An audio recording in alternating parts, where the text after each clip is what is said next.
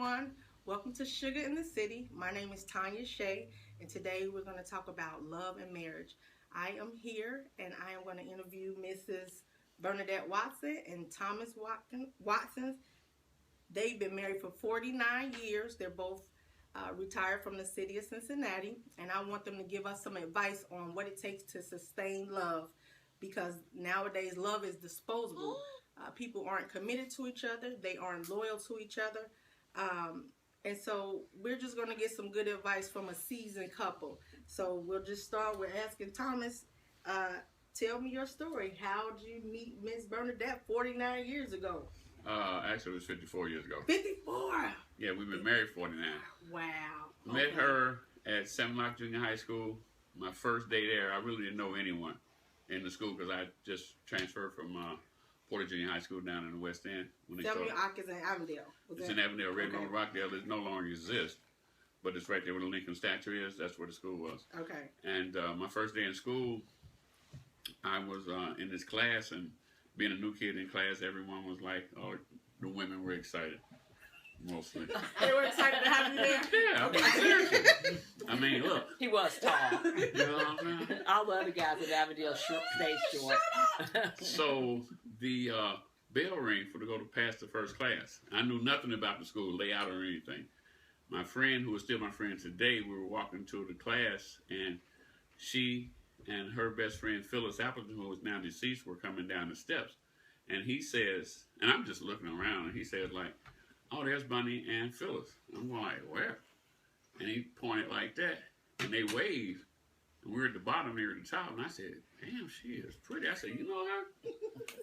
And by that time they were. And what grade is this again? This was the 8th grade. Okay. 8th grade. Yeah, 1950 somewhere around in there.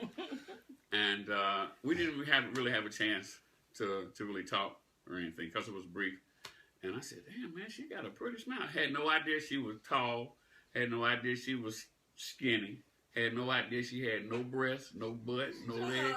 Had no idea she had anything except that pretty smile. And I was like, wow. Damn, I said, she got a boyfriend? He said, I think so. I said, well, that was the end of that. Okay. Now, I don't mess with people that have girlfriends and boyfriends. I don't do that. So I was playing football, and she just happened to stay right across the street on. Yes. Oh, Rockdale. I'm trying to think of the name of the apartments. Virginia Apartments. They're still there. Okay. Yeah. Right there. Right across the street from football Seven field. Yeah. Okay. And a friend of hers, that I didn't know her at the time, sent me a picture that she had sent. We were practicing football. It was like the first week of school. And hadn't seen her since that first day. And he says, hey, man, the girl told me to give you this. And I'm like, her? I said, yeah. I said, thought she had a boyfriend. I said, and then I went into pimp mode after that. I'm like, you tell her, if she wants me to have this picture, you tell her to bring me this picture. Shut up! 8th grade. Good pimping. She came back with the picture. The rest is history. What can I say? 8th grade. So how long after? So did you all court until you got married? Yeah. Off and on. On and yes. on. Off and on. Yeah. He had a couple of girlfriends in between. No, I didn't. I just had some women. That's too funny. No, I just So did. okay. So when did you get married? How old were you when you got married? I was 18. And I was he 19. gave me an engagement ring our senior year of high school. And New Year's Eve. New Year's Eve. Okay. Our senior year of high school. He gave And me my parents ring. approved? Your parents? My mama. Like, whatever. They were drunk. They were glad to get rid of It was it. New Year's. It was New Year's. What did you base? Okay, so my question, I want to know, what did you think about love? What was your definition of love then, and what is your definition of love now? Because we know at 18, you know, our love is kind of... It's based on sex. You give somebody some sex, and look. Well, no. Here's the funny story. Okay. We met in the 8th grade, Mm-hmm. so we courted on and off for 4 years in high school. I went to service after high school. She went to Central State after high school, and we were engaged. So we got married a year later, and we never had sex until the day. Listen to what I'm telling you. To the day after I was married. No way. And like, Are I'm going like, serious? oh man, I'm That's got awesome. married. Look, That's good I for got us married to know. to get me some This of this. younger. You know, Look, I've been waiting 5 years for this, 6 years, whatever. Are you serious? Yeah. I'm excited about that. Yeah. But it's a long story. Yeah, we did. Yeah, we did a lot of courting and a lot of petting and kissing and tenderness and stuff, but never. And this is our great grandbaby. So. This is Jalea. Everybody, we have Jalea say here. Hi. Today. Say hi. Say hello. Hi. Go to Miss Vicky. Look at you. That's too funny. So but we did, and it was just I don't know. It was just always important to me that you weren't supposed to have sex until you got married. Right. And that was it's a value that we don't have now. I don't understand that though, because everybody in your family was a skank. I'm just kidding. So we know that your smile. He was attracted to your smile. What were you attracted to? He was tall and he dressed really, really well, and I had a real fetish about clothes. Okay. Yeah. Very much so. Okay. Yeah. Mm-hmm. So what I want to know is, has there ever been a time? So you've been together 49 years, and how many children and grandchildren and great grandchildren do you have? 2 children, 45 and 47, and we have 4 great grandchildren. 4 grandchildren. Oh, grandchildren. One great. See, now that's another reason I like it. I can leave the house and she won't know it. But we have a grandson who's 25, 2 granddaughters, 22, 1 17. Okay. And then little Jalea there, she will be 1 year old on September the 30th. Okay. Yes. Okay. Mm-hmm. So I want to know, because I'm divorced, I want to know, what have you all gone? What have you gone through? Has there ever been a time in your relationship that you thought it wouldn't last, or that you would walk away? I don't know as much as walking away as, not really thinking that it might not last. I think the biggest part of that is as you're developing and being so young and more, and I always try to be truthful about that. I think more of it was me learning to grow up and not really having an understanding of family values. And Thomas really had more of that than I did, but actually, sometimes I'll say gave me opportunity, and I don't know if it was as much of an opportunity to grow up, but it's like being totally probably angry with me a lot about hanging and going out, because people are like, well, you've been married so long, how you know about KTs and biking, and but that wasn't him, and that was what I did. And so, so those were times, and I think after some maturity and we began communicating a lot more, I understood that. So it was a growing process. So Thomas, do you have parents were your parents married, or? Yeah. Okay. Yeah, I came up in a family. My father died though when I was in high school. And the odd thing about it is that he really liked her, and my mother liked the other girl that I was dating. And that was a conflict. I really didn't like the other girl. Okay. She was easy. Okay. And she wasn't, so you got to maintain. Okay. You know what I'm saying? So I hear you. So it seems like you have had to have the most patience. Would you say that in the relationship? Yeah. Really? Yeah, I did. Because I want us to take something out of this. Like it was the going. You say you were going to bars. You were still going out. Did you have the children yet?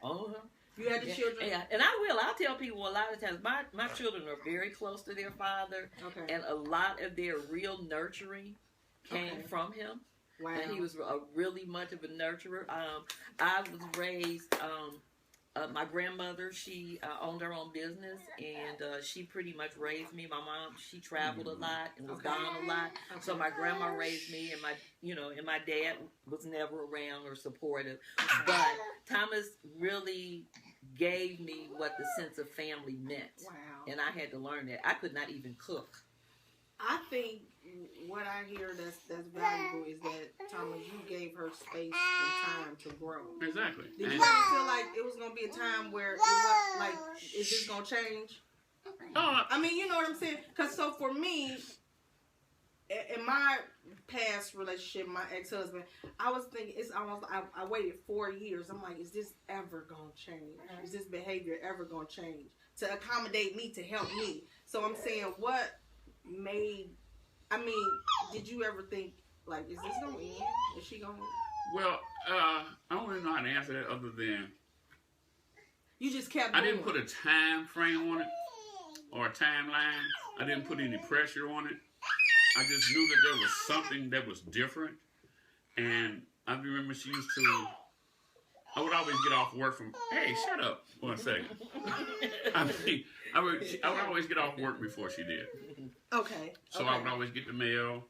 Okay. I would always cook because the kids would get home from school. I always cook. So on Fridays, my dad would always, when we were growing up, my father got paid on Fridays. So Fridays was all, and living in the West End, that was always a big adventure for us. He would get paid. We would go to Thriftway store out in Eastwood Village, which is in Madisonville, I think it is. Okay. It's Coca-Cola's out there now. They toured it. It's a big complex. And we used to go out there, and then we stopped by White Castle. So that was always a family night. Okay. Okay. So that's how we got paid on Fridays. And that's the same thing I always watched in my family. But on Fridays, she would call when she get off at 5, and she would call like at 5 minutes to 5 or something, and say, I'm gonna go do happy hour with the girls. Okay. Which is fine. Yeah. But you can't call me at 5 minutes to 5. You work with these women all day from 8 to 5. So you should be able to tell me at least by 12 o'clock. Okay. Everybody figure out we're going to go out and have a drink. You know, you don't call me. You can do that. You can go out. But you can't get back in. Yeah, now he has locked me out a minute. No way, no way. Because you got to realize you're married. You're married. She's not married. She's not married. She's not married. So you have guilt by association in a lot of things when you're doing that. Yeah. And as a mother, as a married woman, as a mother, you are supposed to maintain your children. When then you grow up, eventually your kids stop listening to you. Yes, I hear you. And that's not, I'm not used to that. I'm used to children responding to their mother. Okay. One time my children had gotten grown, and there was a point in time where I was saying, like, all these years, there was nothing ever in our marriage that it made me say, like, this is too dysfunctional. I'm just gone. Okay. It was just like, you're not growing up. So when my kids got grown, it was like, hey, these kids are grown. I'm getting ready to leave your mama. You know, don't get upset. And they looked at me like, we going with you. And I went like, yeah. And I went like, oh. You know, because that just doesn't happen. That speaks to your character. So that made me hunker, as they say in the other world, hunker down. Yeah. To figure out, like, there's something wrong when your kids want to, I mean, I know I'm good and cool, but the woman is supposed to be. And I said, we need either one or two things. We need to start talking, which we never had infidelity problems. We never had money problems. Awesome. We never had problems other than you not understanding that you're married. You know, and as a mother, as a wife, there are responsibilities that you have. Yeah, I mean, but see, that's how she grew up. Yes, I get it. Because her family, let me say this real quick. When I first met her, I've never been to someone's house where you can go as a child, as a teenager, and sit up there and smoke cigarettes, drink, and the parent.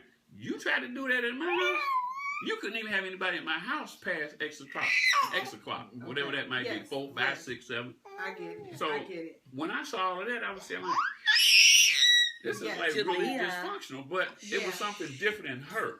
Yes. It was something different in her, and it took me years to figure out what it was. Yeah. And what I figured out was, she just crazy. No, not like that, Sarah. I just did not. I never had I was very spoiled, and I never, ever had family structure. My friends, they'd be like, oh, bro, I got to go home at 10 o'clock. I never, ever in my life had a curfew. Wow. So it was like, you know, leaving home and going into a relationship. I didn't, you know, I remember I spent money on some shoes one time and I paid the rent. And it was like, excuse me? You know, I fixed a Hungry Jack meal and he like threw it on the floor. Oh, let me tell you this. Can I interrupt? Hold on. You Sure. time is limited. Okay. But he'd come home from work and smelled no food and kept saying, I had like run the bath water and was trying to really thought I was We doing first something had our first special. appointment. And we had our first appointment, and I cleaned up the house and everything. Now, I cleaned my butt off. I've always been able to Yes. clean. I ain't, you might be there by yourself, but you wasn't nowhere where it was dirty. Okay. I mean, Yes. it might have not Yes. been the best looking, but it was neat. Clean. Yeah. And he walked in, and I was all proud. I had to fix this little Hungry Jack meal and had it on the TV table with the napkin and everything. And he was like, "My mama don't cook this, and don't you ever again." Ooh. So I was totally, as you know, crushed. No, Yeah. I asked you, what the hell is this? Yes, all right. Yeah. And I kicked it on the floor. And I said, what the hell is this? TV dinner. My mother don't cook us TV dinners. And back then, that was 1969. No, it was later than that because Eric was born. Eric was born? Yeah, so it was like So maybe it means 72, 73? 70. Because No, I I She was said born in TV dinners. 70. So it was Swanson's and that. Yes, But I yes. told her, you got to learn how to. And she cried and called my mother. And Yeah. Yeah. But I tried. I mean, That was like I good. said, That I was just good. didn't know. Yeah. I didn't have family structure. I mean, I lived in fast food. Well, what Yeah. fast food then was Frisch's. let me tell you something else I funny. knew Frisch's. She didn't know how to do checking accounts, balance, all this I learned growing up. Okay. And by that time I went to the service, so I had to learn all this stuff. So now she takes care, and I made her eventually, early on. You're going to cook. You already know how to clean. You're going to cook. You're going to do this. You're going to balance that, to check. And we put all our money in the same checking account to this day. Never, no secret accounts or anything of that nature. Yes. That's good because now this generation, the Everybody advice, got their own. everybody has Right. their separate accounts. And that's just asinine to me. Yeah, Because, everybody has separate accounts. yeah, if I would die and have some secret money somewhere, the state's going to have to get involved. Exactly. Unless you don't know about it. So that you making sure she taken care of. If Yeah. you pass But away. the thing about it is I taught her too well because at this stage in our life, I have to come to her for money. He don't have a clue. And he's a spender. I know you told I me. told you that I he had was to in track a, him. he was in a. He retired. That He was went to funny. Where'd you go? K&G. K&G. I was sitting at home. She said, "You've been retired. What are you doing?" I've been home for maybe 2 weeks, like sleeping and everything. She said, "Why don't you get up and do something? Get up and do what? Well, you work construction clothes all your life. Why don't you go buy you some clothes?" Because I never really had a lot of clothes. So I was like, man. So I just started shopping. I just went just to appease her. Yes. I went one day, and I got up the next day, and on the third day, I must have took a lesson from your mother because it got good to her. And I was like, I would come home, when she would come home, I would have this and have that. So one day she called me, she says, "What are you doing?" I said, "I'm in so-and-so shopping." She said, "No, you're not. You spent so-and-so money there." I'm going like, how the hell do you know that? But the age of computers, she's tracking me. Tracking. Yeah. You gotta get the trackers, ladies. Yeah. Figure out where they are. For real. But I guess advice is, people always ask us, what's the secret? There isn't a secret. I mean, secrets to marriage are the person that you're with. Some people get married, and I've talked to a lot of people over the years, like, man, how you and your wife are cool? Why don't you marry your wife? I love my wife. When did you figure out you love your wife before after you got the draws? Because, see, that's important. People get married and they equate sex with being in love, especially women. I found that out over the years. A lot of my best friends are women. Mm-hmm. And it's like, they always have the same issue. You keep picking the wrong guy. If you don't keep picking the wrong guy, the first move you make is you meet a guy Monday at 2 o'clock, and at 2:05 you're having sex with him. And Tuesday you're trying to figure out where in the hell is he. Not a good look. Yeah, so that's Not at all. If Yeah. you give So, yourself but- away too quick, then you're giving your life away. So, but I was trying to find a characteristic in you, and it seemed like you've been patient. You probably didn't know you were patient. Yeah. But you patient is hard sometimes.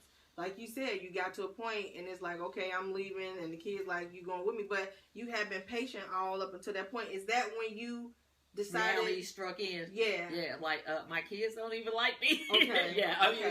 Reality. I mean, that's a good thing. Because I thought we had a good relationship, but I based my love and respect for my children the same day that I thought I received it. Not, I don't think that my grandmother, my mother loved me, Right. but it was very materialistic. I had anything that I wanted.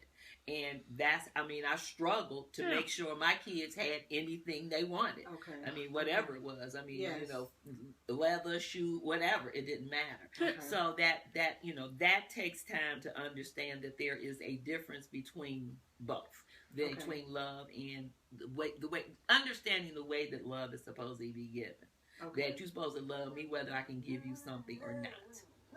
First of all, materialistic is what she used. Unconditional love. Yeah. You heard her say she was materialistic. And that was. I mean, because I looked at her, I said, damn, she dressed really nice. Mom would give her money all the time for anything. So I'm like, I get me a girlfriend over here and get her money. You know?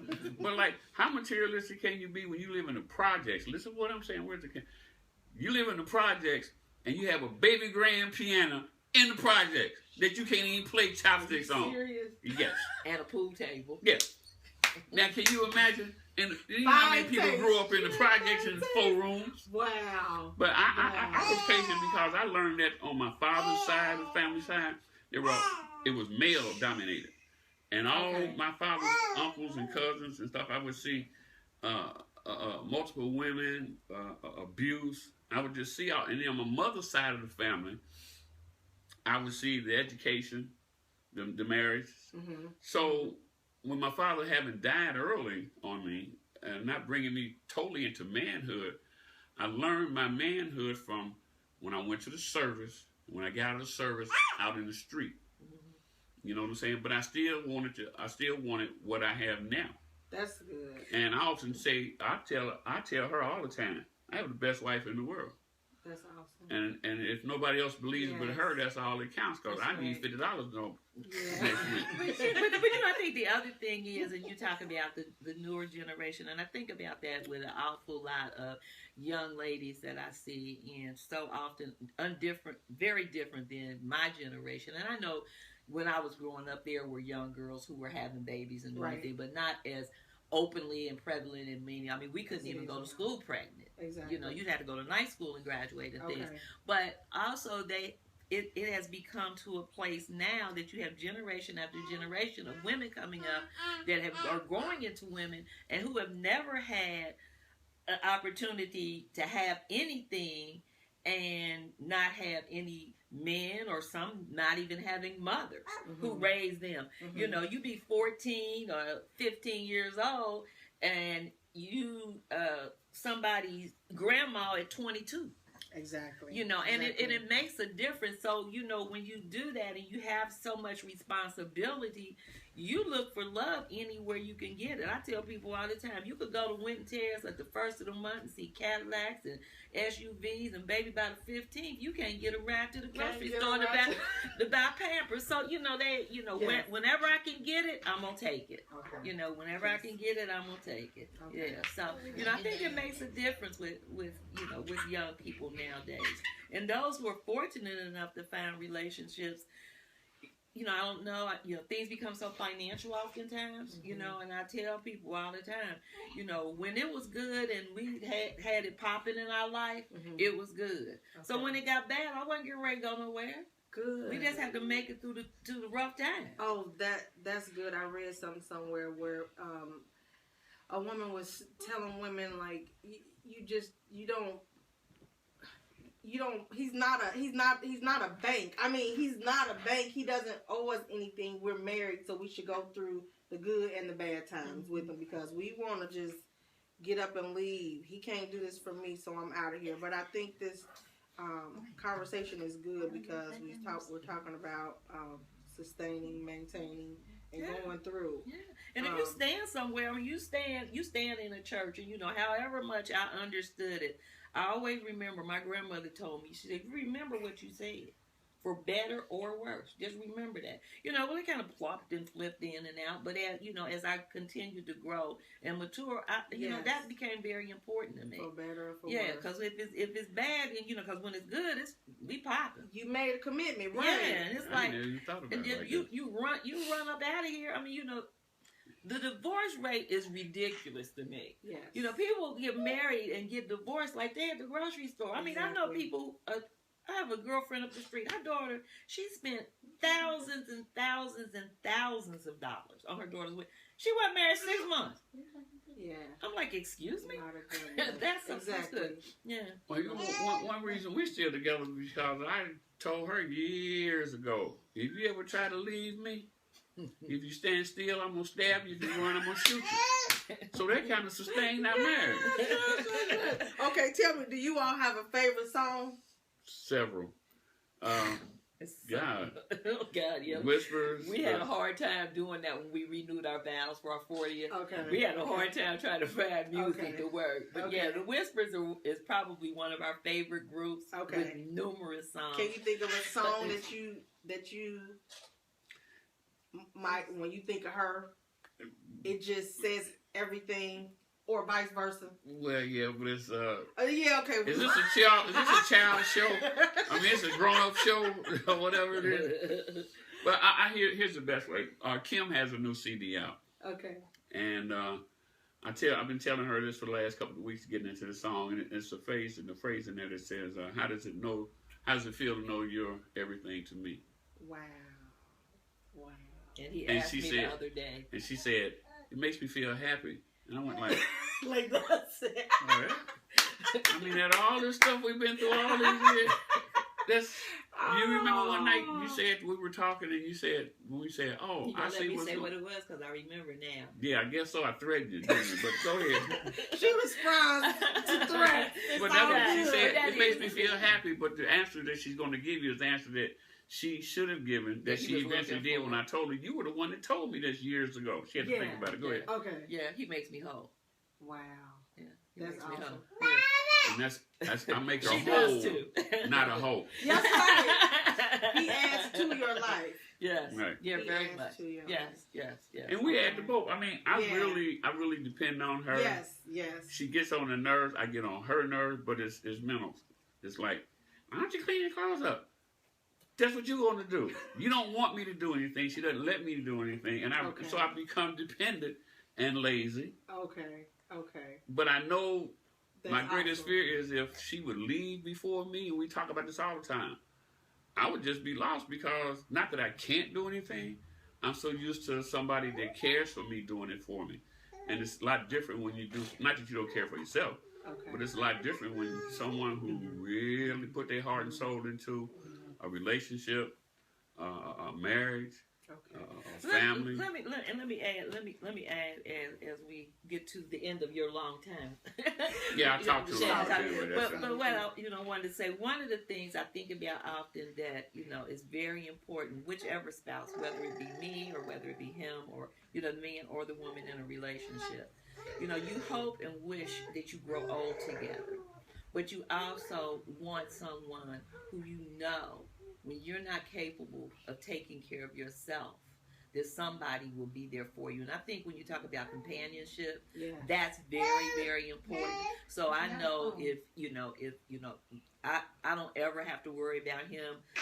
See, his favorite thing, and I'll put it on him, because his favorite thing is that he tells his friends is that, man, I don't mess around on my wife because I don't want her to come and tell me when I can't wipe myself or do whatever I need to do for me, that she going to say, go get that, and tell her to come and do it. You gave it away last week. That's powerful. Yeah, that's so powerful. that's important. But somebody. Sure, to have that companionship, and that's what it comes down to. You can have a friend and y'all can hang out and y'all can party, but when you need somebody, that's when that love strikes in, because I think it takes a strong person, and having taken care of my elderly parents or, someone that I know and taking care of them, it takes love and compassion to be able to do that. Okay. One last question. So describe each other with one word. Funny. Annoying. No.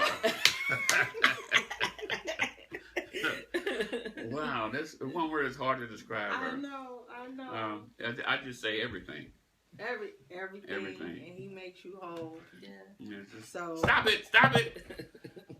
Thank you for sharing your story. Thank you for allowing us into your space. Oh, our pleasure. Thank you, Thomas.